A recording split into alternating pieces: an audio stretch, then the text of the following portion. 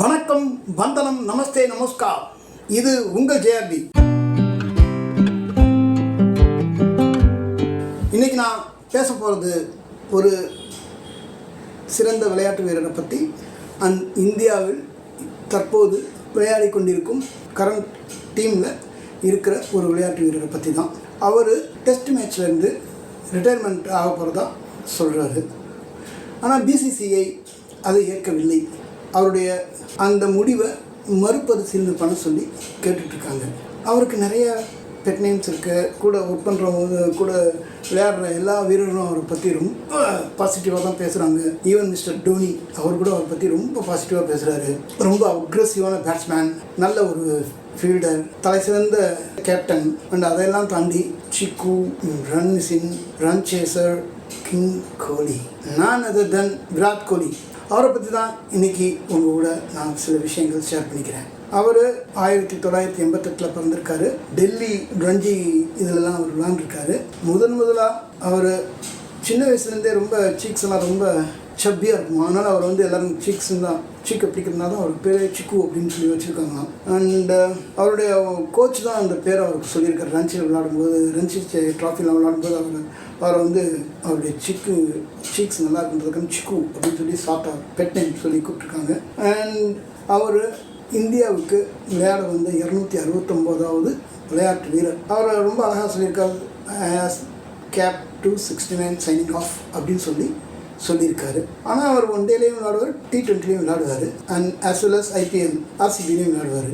அவருக்கு இது வரைக்கும் அவர் விளையாட மேட்ச் எல்லாமே, அவர் இப்போ ரீசெண்ட் டேஸில் ஆஸ்திரேலியா டூர் போனப்போ சக்ஸஸ்ஃபுல் கேப்டனாக இருந்திருக்காரு. அண்ட் அவருடைய பேட்டிங் ஸ்டைல்லாம் ரொம்ப அக்ரெசிவாக இருக்கும்.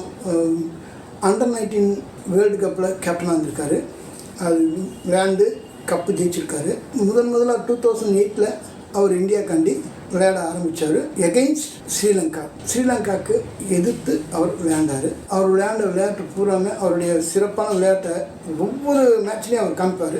அவர் அந்த மாதிரி ஒவ்வொரு மேட்ச்லேயும் அவர் அவருடைய விளையாட்டு சிறப்பாக இருந்தனால தான் அவர் இது வரைக்கும் 9230 ரன்கள் அடிச்சிருக்காரு. 30 செஞ்சுரி அடிச்சிருக்காரு. அவருடைய பெர்சன்டேஜ் பார்த்தீங்கன்னா 48.75 வச்சுருக்காரு.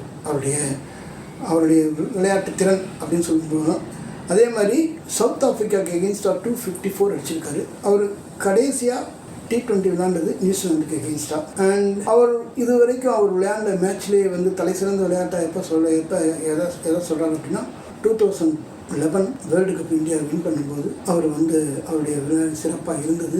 எல்லாருமே அதை அட்மிட் பண்ணாங்க.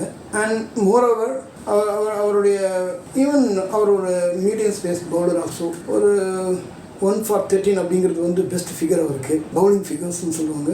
அண்ட் அவருக்கும் அவருடைய ஜெர்சி 18. அந்த 18ங்கிறது அவருடைய காஸ்மிக் கனெக்டிவிட்டி அப்படிங்கிறாரு. ஏன் அப்படின்னா அவங்க அப்பா இருந்தது December 18, 2006. இவர் அண்டர் 19 செலக்ட் ஆனது 2008. அப்போ அவருக்கு கொடுக்கப்பட்ட ஜெர்சி நம்பர் 18. ஸோ அந்த ஜெர்சி நம்பர் 18 அப்படியே அவருக்கு அமைஞ்சதுனால அதுக்கு பிறகு இந்தியாவுக்கு எகெயின்ஸ்டாக விளையாடுற ஒவ்வொரு இதுலேயும் அவருக்கு ஜெர்சி நம்பர் 18 தான் அமைஞ்சது. ஸோ அதை எப்படி சொல்கிறது, அதை அவர் சென்டிமெண்ட்டாக ஃபீல் பண்ணுறாரு. அவர் விளையாட ஆரம்பித்து RCBக்காண்டி ஈவன் T20யில் IPLல அதிகமாக ரன் ஸ்கோர் பண்ணது அவர் தான். அதே மாதிரி அவருடைய விளையாட ஸ்டைலை பார்த்துட்டு இவர் சச்சின் தெண்டுல்கரை முந்திடுவார்னு ரொம்ப எதிர்பார்த்தாங்க. அதனால தான் அவர் டெஸ்ட் கிரிக்கெட்லேருந்து அவர் ரிட்டையர்மெண்ட் ஆகிறேன் அப்படின்னு சொல்லும்போது எல்லாருமே வேணாம் இன்னும் கொஞ்சம் விளையாடுங்கன்னு சொல்லி அவரை ரெக்வெஸ்ட் பண்ணிட்டு இருக்காங்க. அண்ட் மிக சிறப்பான ஃபீல்டர். அவர் மோஸ்ட்லி பார்த்தீங்கன்னா ஃபர்ஸ்ட் ஸ்லிப்பில் இருப்பார், சில சமயம் லாங் ஆனில் இருப்பார், லாங் ஆஃபில் இருப்பார், சம்டைம்ஸ் 4 லைனில் இருப்பார். ஆனால் திறமையான ஃபீல்டர். அவருடைய த்ரோலாம் பார்த்தீங்கன்னா எக்ஸாக்டாக கீப்பர் கை க்ளவுஸுக்கு கரெக்டாக வரும். ரன் அவுட்லாம் செம்மையாக பண்ணுவார். ரன்னிங் பிட்வீன் விக்கெட்ஸ் ரொம்ப ஃபாஸ்ட்டாக ரன்னிங் ஓடுவார். அண்ட் அவர் இன்னும் நிறைய எப்படி சொல்லிகிட்டே போகலாம். இந்தியாவின் தலை சிறந்த அடித்தாடுற ஆட்டக்காரர்களில் அவரும் ஒருவர். அவருக்கு பிடித்த விஷயங்கள் அப்படின்னு பார்த்தீங்கன்னா எல்லாருடையும் ரொம்ப ஜோவியில் மூவ் பண்ணுவார். ஆனால் ரொம்ப ஷார்ட் டெம்பர்ட் அப்படின்னு சொல்லுவாங்க. ஆனால் அது எல்லாத்தையும் தாண்டி ஒரு சிறந்த பேட்ஸ்மேன், சிறந்த ஃபீல்டர் அப்படின்ற பேர் எடுத்திருக்காரு.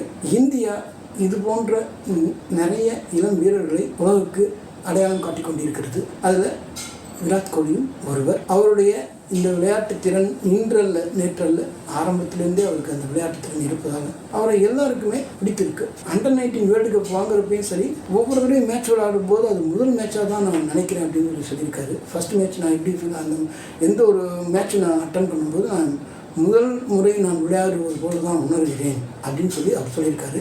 சினிமா நடிகை அனுஷ்கா சர்மாவை கல்யாணம் பண்ணியிருக்காரு. காதல் திருமணம் தான்.